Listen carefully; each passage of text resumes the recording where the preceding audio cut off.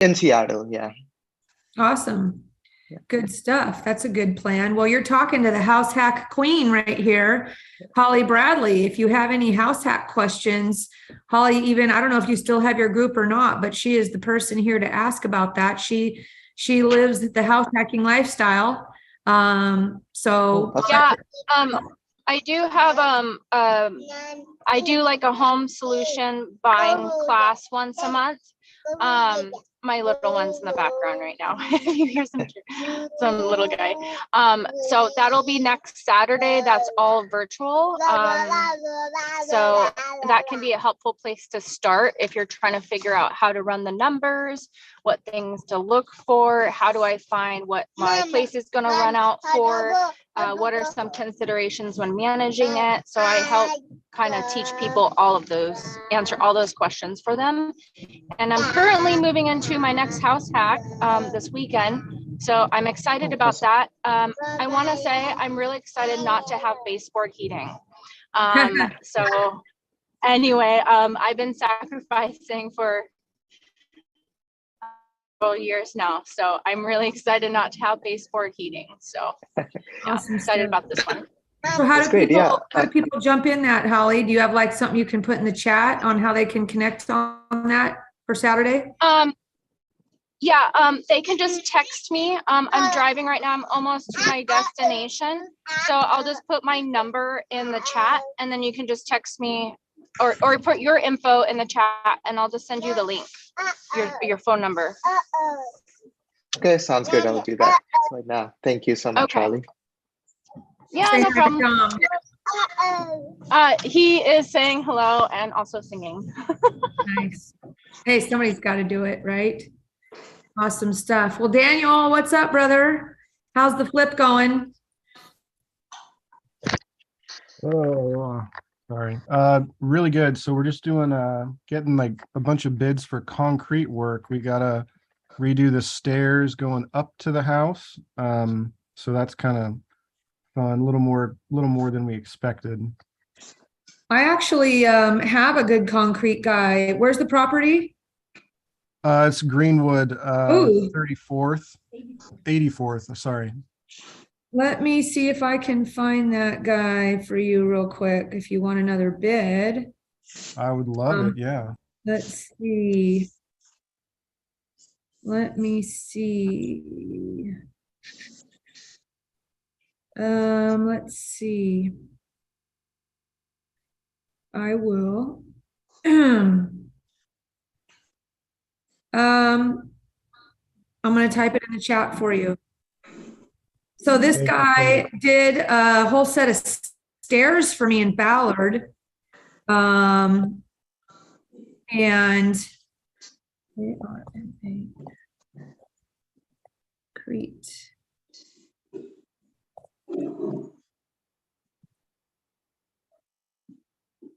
You see that? Armis concrete? Okay. That I can give you, you can go look at the work if you want. If you want to look at the house that he did, so you can check his work. Let me double check. Let me give you the right address there. Look at that, you guys. Boom. Hearing stuff already. This is where we do this kind of thing. Really. Yeah. I will give you, here's the address.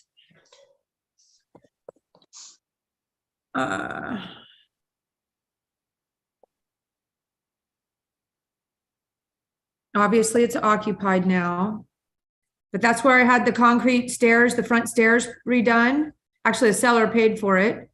And I think it was about $7,500 to get the whole front stairs poured.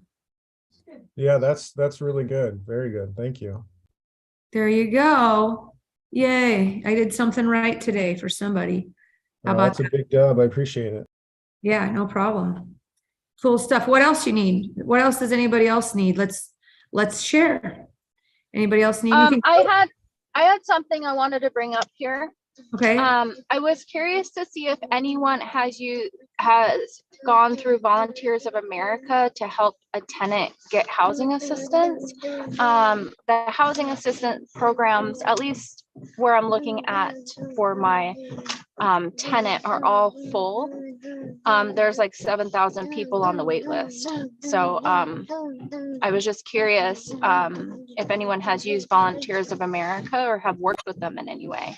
I have not heard that about them. That's interesting. That's that. I would put that post on like SIC or Wari or one of those, Subtle Asian or one of those places, or, a 10X, I mean. Yeah, Where you can get yeah, crowd that was who Washington Landlord Association recommended. Gotcha. Don't know. Let us know. Find out after you find out, let us know about that. Anybody else have any questions about anything they're working on? Daniel, you need anything else? No, that's what we got right now. You really helped us out. I'm looking at the Google pictures. That looks very similar to what our house has got going on. So I think that'll work out really nicely. Sweet. Excellent. So when you were underwriting your flip, did you cushion in an extra 10% cushion at this time, or how did you go about that when you were underwriting your flip this last time? Well, we were cash. I don't think we went through mortgage or anything, but yeah, Well, I mean, we you still do got have to a make, cushion. you still got to make a profit, right? On your Yeah. comps, right? We did take, we always have we have enough money of a cushion for one problem. So, the stairs were the one problem here. So we will be okay as long as nothing else comes up. Sweetness. Can't wait to see it. Yeah. If you need help with an open house, let me know because I'm nearby. Stop all the time. It's like 2 blocks from St. John's School, 2 or 3 blocks. It's very Oh, yeah? close. There's that Buddhist temple. It's Oh, I around know the where corner that from is. that. Yeah, Yeah, it's I around know. the corner from that. Oh, okay. Those streets are closed right now, right? That one is, yes. Our cross street is not. One side of the street is parking, kind of one of those, and so our street's fine. But yeah, that street's closed. Yeah. Gotcha. Let me put myself on mute for a second, guys, and tell my daughter we need to get in the car to get to school. So give me 1 second. Hi, Mariska. Hello. Feel free to talk amongst yourselves. What are you up to, Mariska? Oh, goodness. We are strategizing, working with a guy we've known for a long time, and kind of putting together some ideas that we've had for a while of creating a mastermind for physicians who kind of want to get into the real estate side gig. So, yeah. Cool. We'll see You know how that what? goes. We actually have somebody that joins us. I think it's Abigail. Abigail, yeah, we actually met with her Oh, good. when we came to your house for our VIP meeting in November. Yeah. We actually stopped and met with her for a couple hours in Mercer Island on the way home. Nice. Yeah. You know who else has that is Bob Thong. Do you know Does Bob? Yeah, I know Bob. I haven't talked with him for a while. I haven't either. I mean, he's yeah. a physician, and I know that Yeah. I think he was doing some investing with maybe some of his buddies in the, what do I want to call it? The boarding home style. Yeah, the shared housing stuff. Yeah. Mhm. Yeah. I haven't seen him on Facebook in over a year. Haven't talked with, well, of course, obviously I was kind of out of commission for the last year. Yeah. But yeah. I haven't seen him since pre-COVID too much, Yeah. you know what I mean? So Yeah. I think that's about that's probably when it was then too. And I remember when we last talked with him, he was definitely interested in kind of getting more passive. He was finding that, at least at that time, that the boarding house stuff was a little more hands-on than he bargained for. Well, yeah, he was hiring. I know he had a management company in there, but yeah, I'm sure we could track him down. I pinged him a while back and I talked to him, so I know he's. Oh yeah. I have a question for you guys though. Hey, and maybe this is for Holly. Holly, are there lending rules now allowing that you can get credit? Like if you had a mother-in-law or some sort of AADU in the basement of your house, not like a duplex or triplex or fourplex or something, but that you can use that towards underwriting on the way in on the purchase? I remember Albert saying something about that. Go ahead. Yeah. From my understanding, I think it has to be more like a detached, like a dadu. I'm not sure about the mother-in-law unit. I don't know. Yeah. I thought I'm following up with my lender this week though. So I'll ask him, one of my lenders. So let me see if I can find Albert's post on that. Yeah. Sweet. Good stuff. Yeah, we need to know the answer on that one for sure. What's going on in Idaho, Mariska? Anything exciting happening over there? Let's see. It's warmed up to, the mid 30s. That's kind of exciting. No, no, we haven't really been doing a whole lot here with investing in North Idaho. Although we're actually getting ready to start launching some campaigns here. So yeah, we'll see. I would imagine, although you're a non-disclosure state, right? Yes. But there would be some, for you and all your knowledge and picking people off the MLS. Is there a way, how do you see people's debt out there? Yeah, that's a tougher one. Sometimes it's available, but a lot of times it's just not. So let's do a test. Let's do a test real quick. I'm going to jump in. Have you ever jumped into, give me like, I don't know, find some, property address, look up some property address real quick in Idaho. And I'm going to like something that's listed. Yeah. Okay. Maybe try that. Okay. And let me try something real quick to see if I might have some ability to do something there. Sorry, guys. What I'm doing right here, guys, is I'm jumping into my PropStream account. Oh, okay. And we're going to see what kind of information comes up in a non-disclosure state like Idaho, which means that you can't publicly see, like the assessor's information. You have an address? Yeah, I will. Just Address. 1 second. Yeah, give me a second. Active. Okay. I'm gonna have to start yelling at my kid here in a minute to get in the car. Let's see. I think this one is active. If not, I'll go to the one that's pending here. Doesn't even matter. Any address. Okay. Okay. How about 1008 East Best Avenue?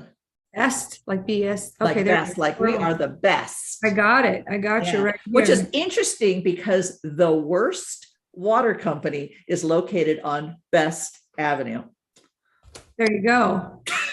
It still cracked me up. I can tell you that I can see that it's a rental because the mailing address is in a different town, which I want to call it asshole, but it's called Athol. Athol, yeah. Okay. Yeah. Okay. Let's see what else. Let's see if I can mortgage history. What do you know? There it is. Really? Let me see if I can screen share real quick. Hold on. Let me get back to where I'm at. How do I get in there? Let's see, screen share. Oops. Host disabled participant screen sharing. Are you able to turn me on, Joe? We'll see if I can share it. I'll show you guys what PropStream looks like. If Joe can turn me on.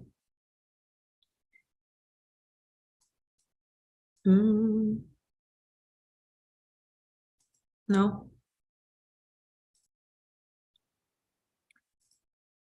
Can you see now? Let's see. There we go. All right. Can you guys see my screen? It's starting. Hang on. It says Julie started screen sharing. There we go. Awesome. You can see it, right? Yes.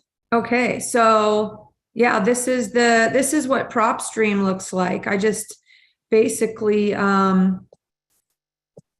went in and went to my PropStream account and I typed in your address here, Mariska, hit search. And let me move you guys out of the way. Then I go down to the details here and you can see these tabs down here. Yeah. I went, oh, see, there's his mailing address. Yep. Look at all that information right there. Tax recording day. Oh, some sort of financing. It looks like they just, maybe that one just closed. It looks like they just sold, they just bought it. Look at this though. If this is a non-disclosure state, this is pretty disclosure-y. Yeah. Yeah. It says sale amount estimate though. Right. 428. Let's see, mortgage and transaction history. There you go. Okay. So if you ever need any information, either get a PropStream account or because you hang with me, Yeah. just tell me the addresses and I can download these reports. Okay. Okay. Yeah. So, you know, if any of you guys ever need any information like this is where I'm getting it. When we're doing creative real estate deals, you know, we are looking and going straight to finding out what the debt situation is on a property to get started, because that tells us what our options are or how we might potentially be able to structure something, or, you know, if somebody owns it free and clear, or if there's going to have to be some sort of sub-TUI or wrap situation. And maybe I like the fact that PropStream estimates what their loan payment is or their interest rate is. That's really helpful, you know, when you're thinking about lease options and stuff like that. So that when you're talking to the seller, you can go, so is your payment, what is it, around like $1,550 a month or something like that, you know? Yeah. And, you know, helps you get a real big head start on doing deals, right? Because you are, you know, if you can sort of get an idea of what the roadmap is on the way in, it helps you steer your conversations better. It does. Or if you even want to bother, you know. Yeah, exactly. Yeah, it's really interesting on this because it looks like they bought it in. They just bought it in March. February or something. Yeah. And they're less than enchanted already. What I also like is you can see what else they own. There's a linked properties tab. Yeah. And they own other properties too. Right. So, right. You know, one of those is probably their personal residence, and a couple rentals, right? Yeah. That kind of thing. All good stuff. Yeah, you know, I used to have it might just make sense for me to get PropStream again. I don't know if I've ever actually had PropStream. I think I might have had a trial of it, and we did have Property Radar for a while. But PropStream would just make sense, especially in Idaho. Yeah. Yeah. I mean, if you run into that, you want to test out more addresses, just let me know so you can get a little taste for it. Okay. Okay, cool. Yeah. There you go. You. Awesome. Absolutely. And if anybody ever needs any phone numbers, you can also ask me for those and I'll hook you up with those type of phone numbers. I use Vulcan 7 for that. For skipping. For skip tracing, because I want to know who's on the do not call list. Oh, yeah. Like that. I mean, lots of people make those calls anyway, but actually, I think our brokerage firm, eXp Realty, is the brokerage firm I'm at. I think where they had to settle some suits from people calling the do not call list, you know, because the it's not TCP8 compliance or whatever that is. So you're walking a little bit of a line when you do that. You know? I like to go exercise caution, and it's like, okay, if I have, you know, put out either some marketing or they've reached out to a website and they've provided me their contact information, now I feel like, okay, you've raised your hand and you've said, please talk to me. But I don't like the whole sending out text messages, calling, you know, total cold calling stuff. I don't know, that just rubs me the wrong way. Yeah, I mean, if it's like a for sale by owner, maybe that's different, right? You know, because they're asking for it or whatever. But you know, that's to each his own risk assessment level, and this and that. I mean, it's easy to, drop mail to those people or put a door hanger or door knock them as well. Right. Yeah. So For sure. all that jazz, everybody's got to pick their poison, but yeah, PropStream is pretty awesome. And there's a little taste of that.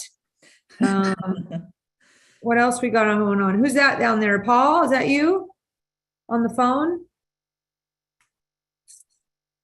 I'm going to let you take over for a minute, Mariska and Holly and you guys, because I have got to get my kid in the car. And then I'll jump on my phone. I'll jump back on from my phone because we had Only the multitasker. First she gets the kids ready. Now she gets them in the car.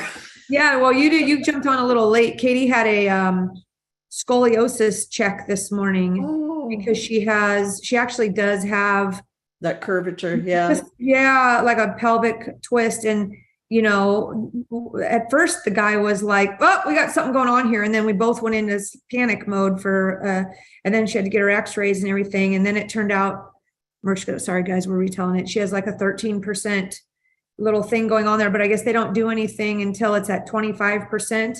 Mm-hmm. So she's done growing at this point, and pretty much. And so I think probably stable. It shouldn't be a problem. They don't do anything until it gets 25%. But anyways, let me just yell at her real quick. Hold. Okay.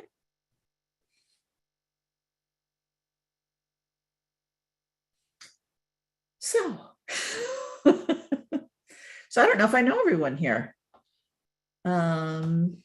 And I don't have pictures, unfortunately, but I guess you don't have to show your face. Okay. You'd think wearing a school uniform would be like making it really easy to get ready for school, but apparently not. Apparently not, because you got to know where it is. That's the problem. Oh, there's that. Yeah. Well, I remember a friend of mine, she went to a private school when she was growing up, and she said, yeah, you'd think that it would, kind of, that everybody'd be wearing the same thing. So it, there'd be no, oh, gee, you're wearing last year's jeans or that sort of thing. But she says there was definitely a difference between, the girls who had, the cool socks and the hair accessories. Oh, yeah. Oh, no. All that they express themselves with their shoes and yes. Or jackets and things like that. That's right. Well, what else we have going on here today? Who do we have? Is this Paul Hemming down here on the phone? That's I always think it's Paul when I see a phone. Is somebody on their phone? Yep, it's me. Oh, hey, Paul. How's it going? Good. What are you up to? What are you looking for? You looking for deals or as always? No, I thought things were going to be great buying wise in November and December, and October and mid-November were good opportunities, but I didn't take advantage of it because I thought things would get better. And so no, I'm looking for something now. I've got more and more health issues, so I can't drive as far. And so I'm trying to get something closer to Tacoma. I mean, there's deals like in Shelton and Chehalis, but that's too far. David Billings will be your guy there, or Holly, actually. Holly, meet Paul. Holly is also on my team. Hello. And is talented like David. Hi. And she is a hustler. Paul's always looking for investment properties. This is one of David Billings' best clients and good buddies, Paul Hemming here. And Dave's great for me because he'll send me a deal and I'll go, Dave, the numbers don't work. And then he runs his own and he comes back and says, Paul, look at this. And two of them, I just said no right in the beginning and they both worked out great. So great. There you go. You might have talked me into it, Holly, is what I'm saying. There you go. Yeah. Broker investors. That's the good part about working with people that are both brokers and investors, because they can run those numbers for you that way as well. So, if there's anything specific that you're looking for, if I come across that, because I am targeting some areas around Tacoma. So for myself and for investors, that would be helpful. So I can drop my information in the message box if you want to follow up on that. But We also have a good relationship with somebody that does a lot of marketing out there. I know you heard David talking about the Novation deals, but they get a lot of wholesale deals as well. And we'll make sure that David gets those over to you right away, because sometimes I see them first at this point before they go out the door to anybody else. So because you hang with us, Paul, we'll make sure that you get your eyes on those as they come out. That'd be great. That'd be great. Yeah, Dave and I just closed on that land deal. Oh, good. Went up $40,000 in the about 2.5 years I've been sitting on it, thinking Nice. about developing it or selling it. So, but I'll take the extra 40. So, Well, I'll tell you a deal that David and I just closed yesterday, or is it closing today? It either closed yesterday or today. And it was a deal that our investors partners got under contract, and again, it didn't pencil as a flip or buy and hold necessarily, they thought, or maybe it would have, but they decided to do a Novation deal on it. So they picked it up for $120,000 over in Port Orchard on 936 Division Street in Port Orchard. It's a mobile home that needed a roof replacement. And we just tarped the roof. David tarped the roof, or the seller tarped the roof. And we turned around and worked with the investor. And instead of them selling it by wholesale, we listed it for the investor on the open market at $200 or $199, and got an offer from a end buyer at $200. And so what happens then is that investor paid David and I a commission. They paid the closing costs. The seller actually paid the excise tax, right? The investor would have paid to, like, I think David, had to pay for the photos and the, maybe there was only about $500 of cleanup that was done. So that could be anywhere from $500 to $5,000, let's just say. And that comes out of the investor's pocket. And then the investor sells, gets a third party contract listed on the market through a broker like myself or David or Holly or Mershka, all these people. And they basically make the net spread between what they went under contract with the seller for. In this case, it was 120, and they sold it for 200. They netted $67,000, $67,000. And all they did was put it under contract, and we did the rest. wow. We did the rest. Doesn't seem like the fairest deal to the brokers, to David, but if we get lots of those, then that's it. So we did that on another property. He did it in Squim, and that investor also made $15,000, which would be the bare minimum we'd ever want anybody to make on that one, but hit it right on this one. And then I just closed a third one with another one of my brokers. I'm kind of the lead henchman here on this stuff. And they made $15,000 on that one. That was out in Oak Harbor on a mobile home doing the same thing. And so how that works, as I explained at our last meeting, is investor, if the seller says, I'll give you an example. The seller says, oops, there's my kid. We're coming, but I got to go. Yes, bye. Getting summoned. Hold on.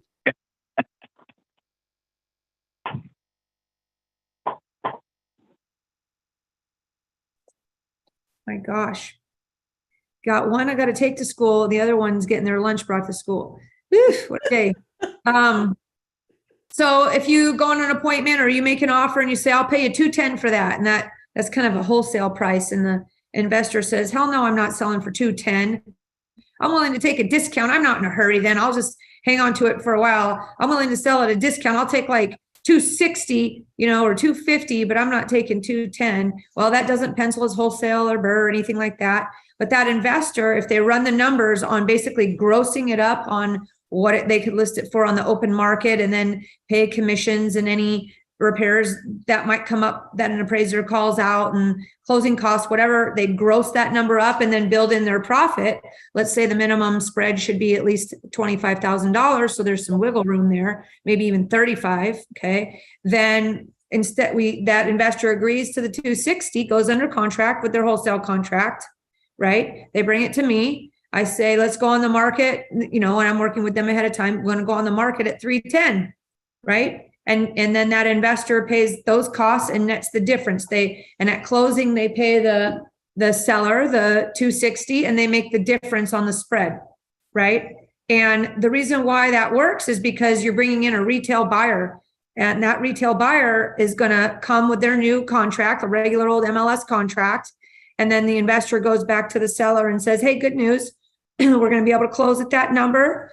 We've, what we're going to do is we're going to put you in direct contract with the buyer that we found that's willing to pay us more. And we're going to pay you what we promised you. And we're going to make ourselves a little bit of money. And because of the way the financing is going to work, we're going to put you in direct contract with them. They sign what's called a novation agreement, and that cancels your underlying wholesale agreement and then puts the seller and the new third-party purchaser in contract together. And then it just goes to closing. Escrow gets this novation agreement and all these documents.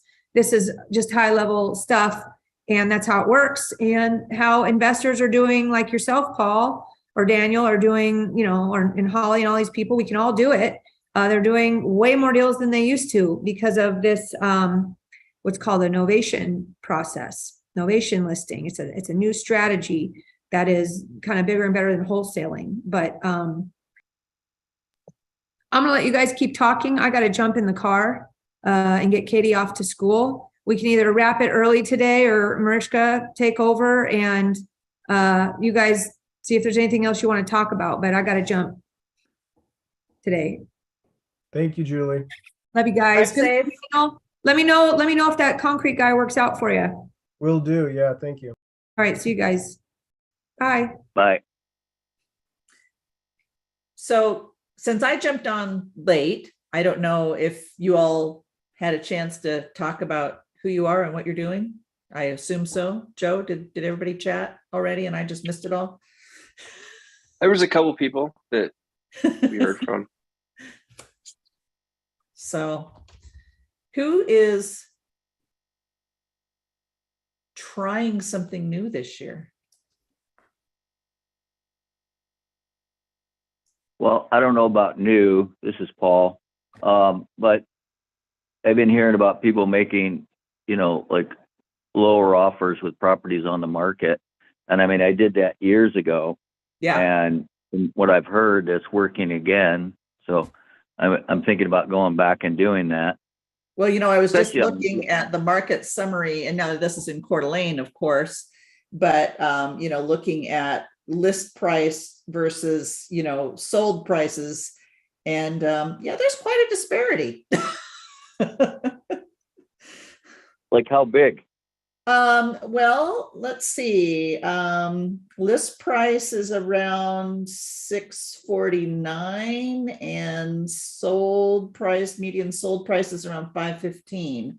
And then there's new, they start out at one price and then they're dropping their price. And so those are coming down to, those more realistic prices as well, like, 530, 525, something like that. So our market, when I first moved here a few years ago, our market, I thought everything was on sale, compared to Seattle. I was telling Julie, oh my God, everything's on sale, but then it quickly started to catch up. We're still a little lower price than Seattle. I think our median home price, well, as of last summer, was around 625, but prior to that had been 300. But then we've got these, oddball things that skew everything because there's multi-million-dollar properties that are on the lakes and yada, yada. But so, I'd say in the neighborhood of $100,000, you might not get it right away, but you never do, right? Sometimes you have to wait for the seller to kind of suffer a little pain before they're willing to accept something a little different.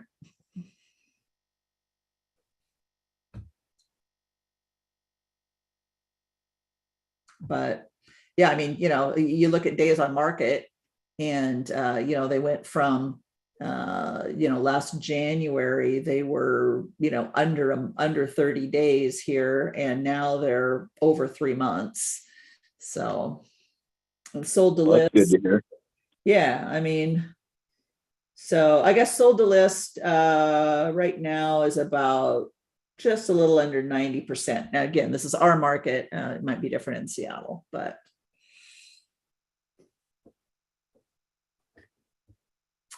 So that's always How's interesting. how's the note business doing these days? Is it harder to find buyers or Harder to find what? buyers for, Like the notes when people try to to sell find them? people who are interested in buying notes? Yeah. No, actually, my challenge in the last year, well, and I had to take kind of a year off for health reasons myself. But my challenge lately has been finding notes that people could buy that were good notes. There's a lot of new inventory that's kind of coming up now, but in my mind, it isn't well seasoned enough. They were non-performing notes, so they got reperforming, and they've only had 3 months of good pay history. Those kind of make me a little leery to sell to somebody as in calling it a performing note. It's like, nah, not really. You don't really have enough, on there. So one of the things we're doing now is we're actually creating our own inventory. Like, for example, we bought a property in Michigan just a couple months ago. We did a little bit of rehab to it, but then we put we started them out because they just didn't have enough down payment. They were actually they were approved for a VA loan, and the process, I know it just kind of depends on, what offices you're working out of, but they said everything was just really dragging. And in the meantime, they were living with her mom and, with their 2 kids, and it was just really, really crowded. And so we started them off with a lease option because they didn't have as much as we wanted in the way of a down payment for seller finance. But, we told them, hey, if you demonstrate good pay history, would you be interested if we converted this to seller finance? And they said, oh my gosh, yeah, that'd be amazing, and we kind of talked about what that might look like. So we're really liking that market because the housing prices are lower. And so the numbers make more sense when you're talking about seller financing. You can have somebody in at a, 8 to 10% rate.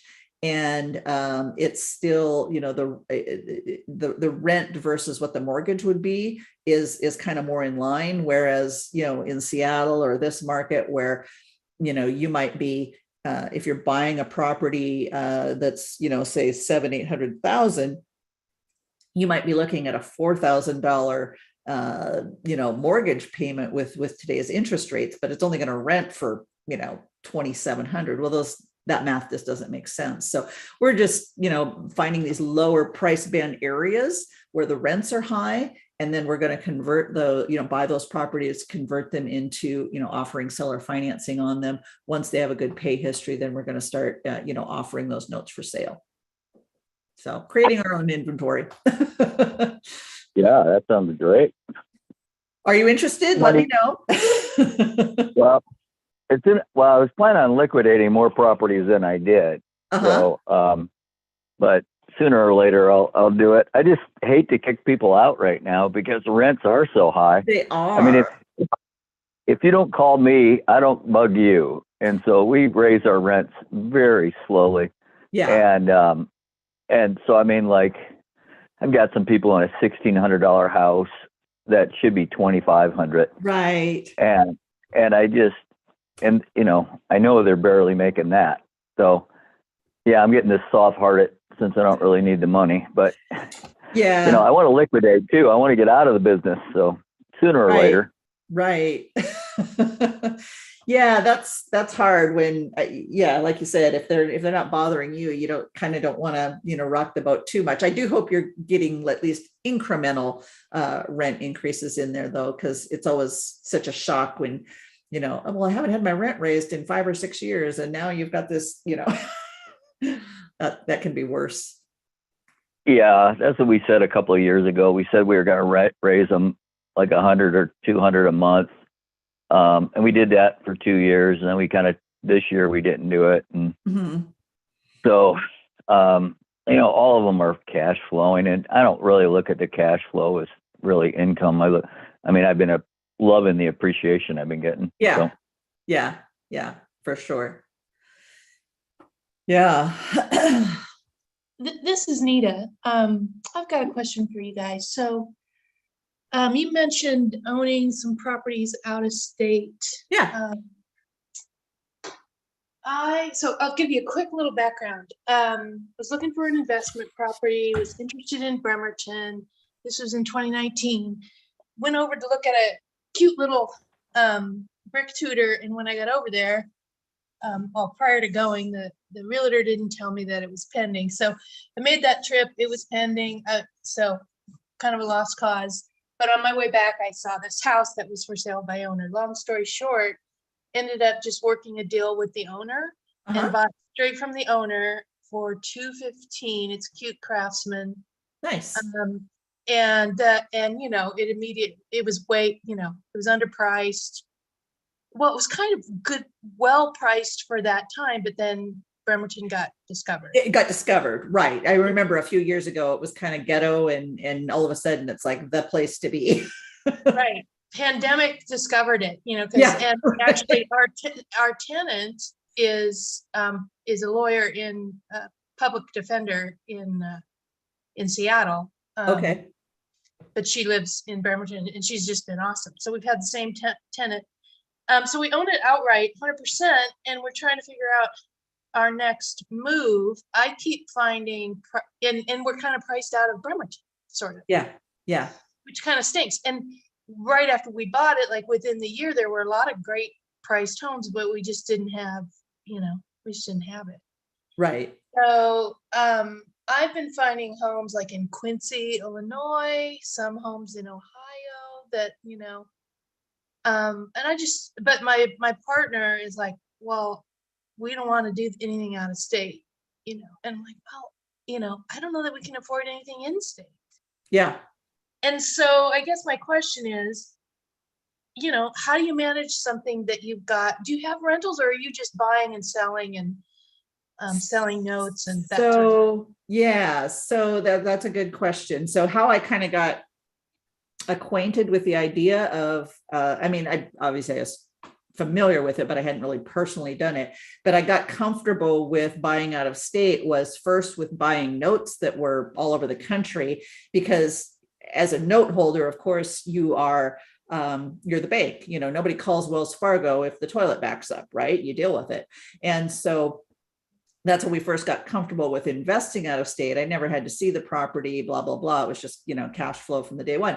So, but then what happened is a few, you know, every once in a while you get a property that, you know, kind of goes sideways, and it's usually, you know, some sort of issue like, you know, divorce or job loss or illness or, you know, something, you know, people don't just stop paying their mortgage just for the heck of it. There's usually a reason for it. Sure. And so we would work with them to, you know, either get them back on track, which was always our first goal, you know, so we'd either do a forbearance or a loan mod, you know, loan modification, something like that. But there were occasions where it was just, they were just done with the house. And so we were very fortunate in that we were, you know, in the few instances where we actually had to take the house back, we were able to do what's called a deed in lieu of foreclosure. So we didn't have to go through that process.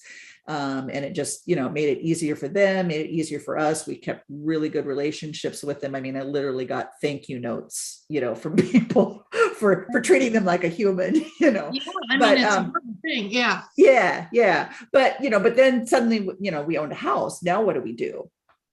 And so our goal, even when we were, you know, investing locally, is and I may be changing my tune on this, but what we had always done in the past was we wanted to be very hands-off. And so we did a lot of lease options. And, you know, when we were investing in state, when we lived in Washington, and we had really good success with that. So people would lease with an option to buy for a period of time, and then they would buy the house, you know, ultimately, or some of them just said, you know what, this isn't going to work. We're so sorry. We weren't able to keep up our end of the bargain, and they moved on. Well, in the meantime, they took really good care of our property. We didn't get calls for maintenance and repairs unless there was like something major, like a tree fell on the house or something like that, you know. But I mean, you know, they would handle things because they were a homeowner in training. And so that's how I like to set things up, so that I'm not having to deal with things. The key for something like that, in my opinion, is I don't like work for equity. unless they're actually putting money in. And then once the work's done, then we give them a credit back. But my thing is, especially if you're going to do out of state, but I think this applies to in-state as well, provide a turnkey property, something that, maybe it's not your ideal home, but it's something that if you had to, you'd be okay living there. Yeah, I actually have that. Yeah, that's your philosophy as well. Yeah. Yes, So, yeah. So for that, then you can, I love lease options. I know a lot of people, I think, do them incorrectly and give it a bad name. My goal is to always have somebody eventually buy the house, but now I've kind of switched it to, I still want them to buy the house, but now I'm offering them seller financing. So they might start out as a lease option, or if they come in and they've got 20% down or even, 15% down, I might just start them with a seller financing from the get-go. You're probably going to lose out on, you are going to lose out on some appreciation there with the lease option. There's some, tax benefits potentially to start out with a lease option and then convert it to seller financing. But then you're never dealing with tenants. You're dealing with people who either are homeowners or they have a homeowner mindset.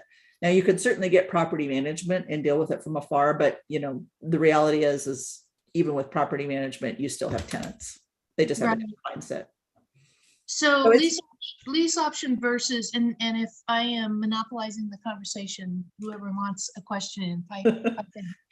But so lease option versus seller financing. The way I understand seller financing is, if you don't like, say you're the buyer and you are to pay the seller, say you have a 5-year term, or I personally, I don't mind doing a 30-year term, depending on the size of the note. Yeah.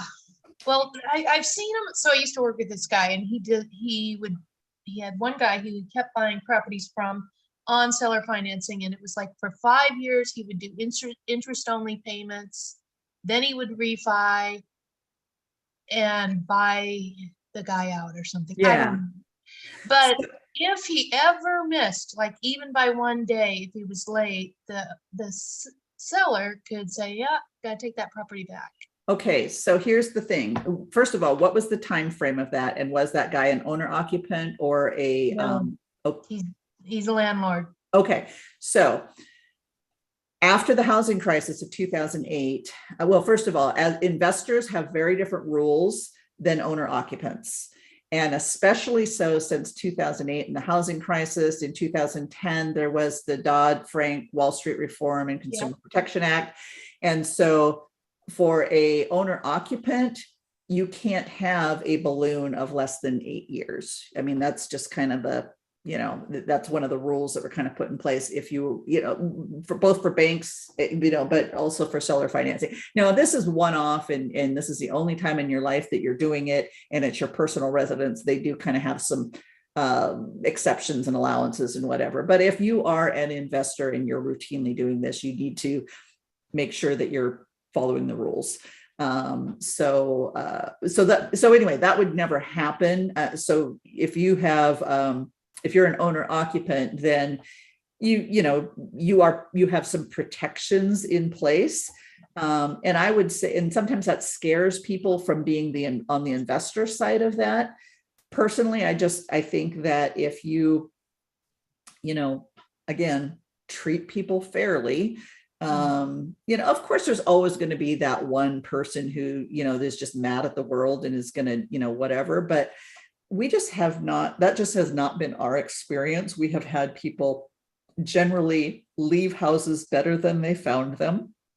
They've put in landscaping, they've put in French drains, they've put in new stainless steel appliances, they put in new lighting fixtures. I mean, they've made it because they were planning to live there for many, many years, and then something happened, and so that's just not been our experience. I mean, but again, there's a difference between owner occupant and investor buying a house with seller financing. If I'm buying a house with seller financing and I never plan to live there, then terms can be however you want them to be. Okay. And so when you are buying notes, say I'm the person paying my mortgage and the bank owns it. Mm-hmm. And then a realtor or an investor comes in and buys a note. Mhm. is the homeowner, in quotes, homeowner notified that they are no longer? So have you ever with- had a mortgage with a bank? And let's say you started out with Chase, and then 6 months later or whenever, you get a notification, hey, you're now sending your payment to Bank of America. Yeah, They yeah, sold the I note. said that. Yeah, they sold the note. It's done Right. all the time.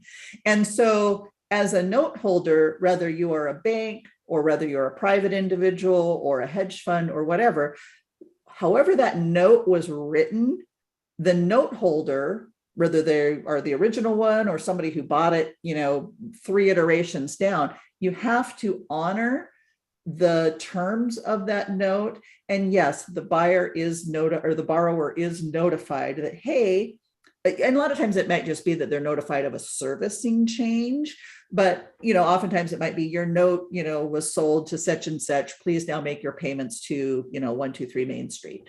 And so they are notified. Okay, And- so and like if my partner and I were wanting to get into note buying, we definitely, well, we already have a business on the one property, but we should form a business Yeah. so that when we buy a note, it goes to a business, not a person.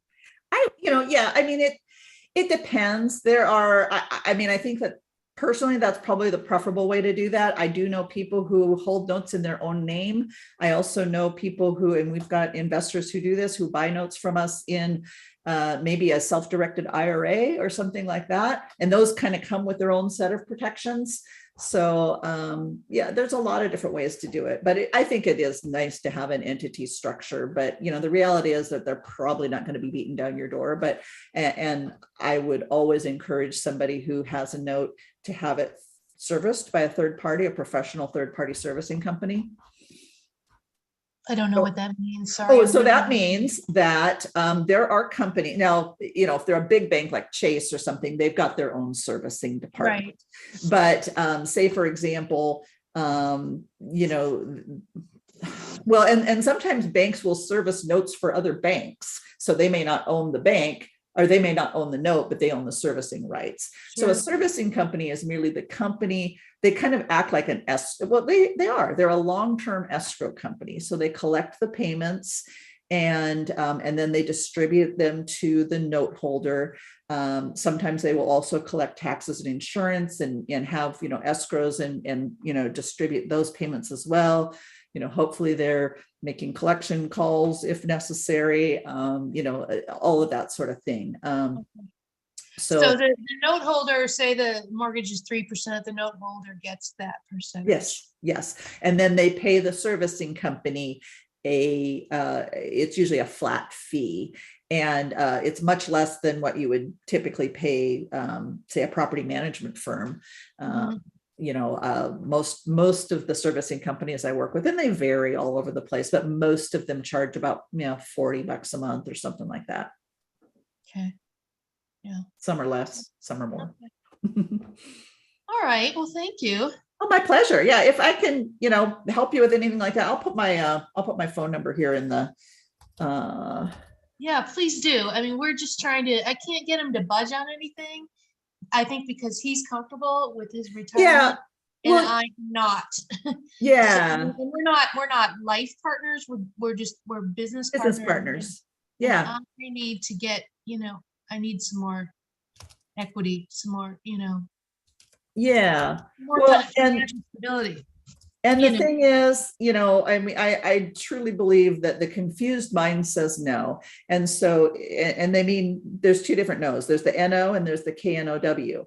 So people, if you're confused about something or you've heard things, but you haven't heard the counter arguments or whatever, you're probably not, you're basically going to say, yeah, you know what, not interested. But, if you're intrigued by something and you do some research on it, you may still say, yeah, you know what, that's not a good fit for me. But you might also go, you know what, I think I need to learn a little bit more about this, or maybe we should try.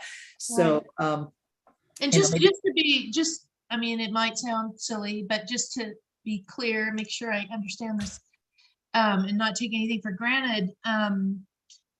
If a note has 100K left on it. It was Yeah. originally 200K. Yeah. And we want to buy the note. We're paying the balance, the 100K. Is that correct? Yeah, yeah.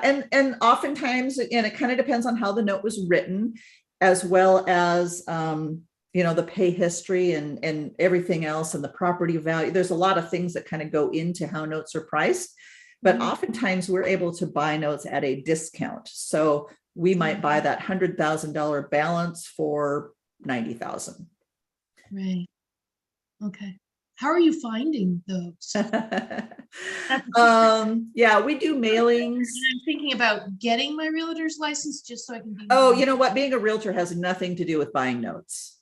Okay. I mean, if you're wanting to buy notes, you don't have to be licensed to buy notes, and you don't need to be a realtor to find notes or anything like that. I mean, there's Okay. yeah. I mean, if you want to be a realtor because you want to be able to look stuff up or work with buyers and sellers, or I mean, there's a lot of good reasons to be a realtor. I was resistant about it for many years. I'm still not very active as far as working with a lot of buyers and sellers. I really do it kind of more for myself, but occasionally there is need, and I have had referrals and what have you. But for notes, you don't need to be a realtor. Yeah. All right. Well, that app that Julie was using was like super powerful. Oh yeah. And I thought, I mean, I don't know if that's a realtor specific app. Like, no, that's something you can just, it's a monthly subscription service. Yeah. Okay. Yeah. All right. Well, thank you so much. My pleasure.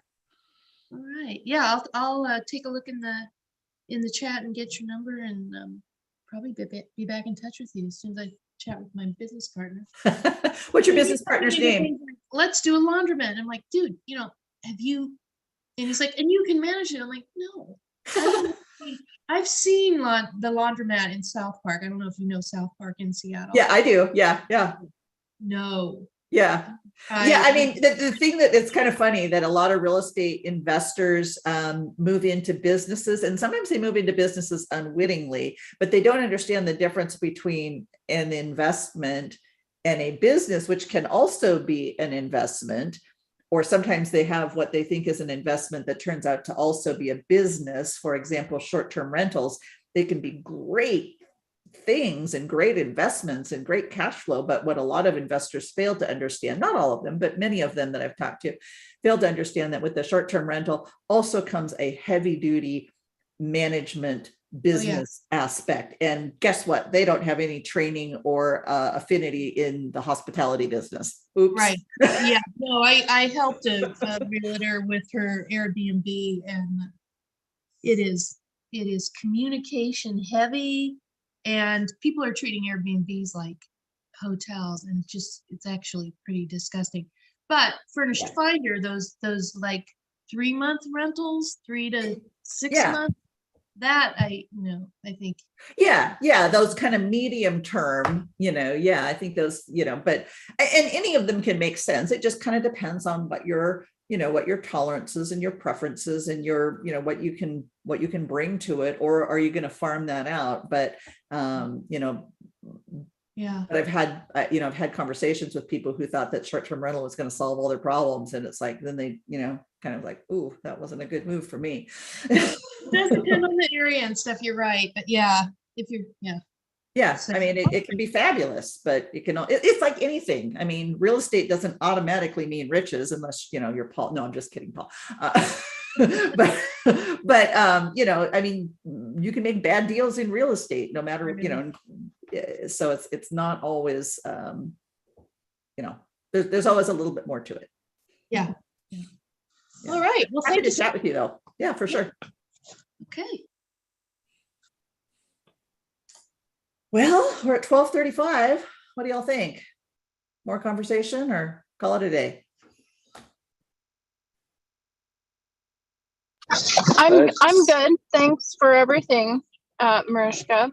Oh, my I had pleasure. a question. I guess one question about notes is there like a good interest for the seller to sell their, like, create a note with, like, a good interest rate?